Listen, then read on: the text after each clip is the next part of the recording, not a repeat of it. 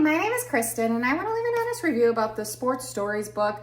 I have a hard time finding books that my 8-year-old likes to read. He just is not into a lot of books, and we finally found this Sports Stories series. There's a couple different books, and basically it's about different athletes and certain achievements that they've had or things they had to overcome.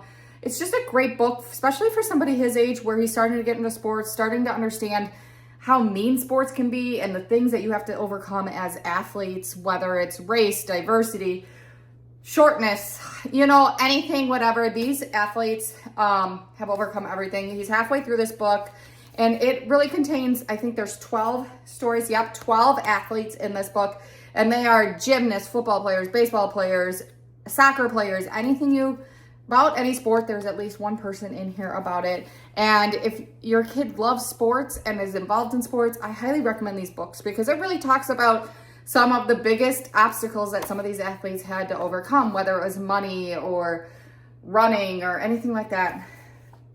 These stories are great. It kept them entertaining and it kind of taught them a lesson at the same time.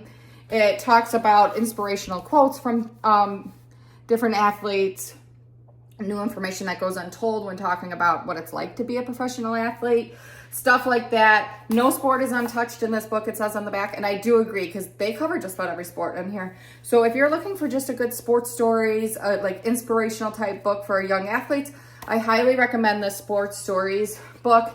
The lettering is very good for my 8-year-old. He's going into 3rd grade, and he can read this pretty easily for him. There are a couple hard words, but because it talks about like Olympics and stuff like that. And then it kind of has a picture of who they're talking about. So this is Josh Allen here, and he played football. So they just kind of do like a little drawing of him.